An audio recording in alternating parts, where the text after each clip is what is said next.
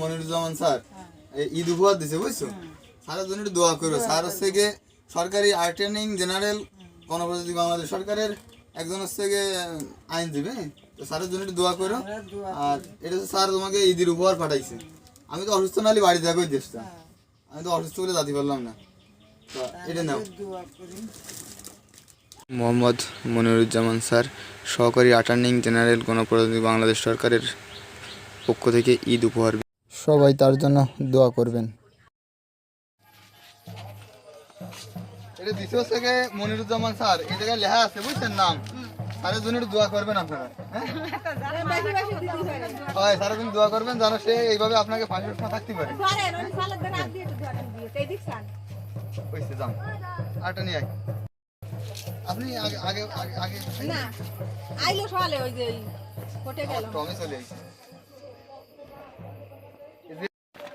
লেখা আছে সবকিছু লেখা আছে, ঠিক আছে। এটা হচ্ছে মনিরুজ্জামান স্যার দিছে, ওই যে আপনারে ঈদের এই রোজার সময় বাজার করে দিল না, সে দিছে। সে আপনার ভিডিও দেইছে না, আপনি বলিলেন না যে ঈদের সময় আমাকে একটু সীমাইছেন ব্যবস্থা করে দিন, তা ঈদের সময় সব রকমের চাই দিছে, এর ভিতরে সব প্যাকেজ আছে, সবকিছু আছে, ঈদের যা যা প্রয়োজন সবকিছুই আছে। তা মনিরুজ্জামান স্যারের জন্য একটু দোয়া করেন ইনশাআল্লাহ, ঠিক আছে। আমি এরকম আমার কইলাম, আপনার কথাই কই দিলাম যে এত বাবির একটু পাঠাই দিন না। হয় মানে আমি একটু অসুস্থ বুঝছেন, আর হচ্ছে গিয়ে আমি যে কয়টা প্যাকেট মানে আর কি করিলাম সেই কয়টা পুরো করতে পারিনি, ম্যানেজ করতে পারিনি, যার জন্য আমি যাইনি, কারণ একটা তো নিয়ে ওই তিনজনের মানুষের তো যাওয়া যায় না, এই জন্যই আমি কইছি কি তার একটু আসতে বললেন না। বেলে এখন আমরা এগুলো দিই দেখে আমাকে ধরে কইতেছেন না, আমি কিন্তু কখনো তোর কাছে বলিনি, আমার কিন্তু সব আছে, কিন্তু এখন কেউ নেই, বিপদে বলে কেউ থাকে। আমার ভাই একজন লক্ষ লক্ষ টাকার ব্যবসা।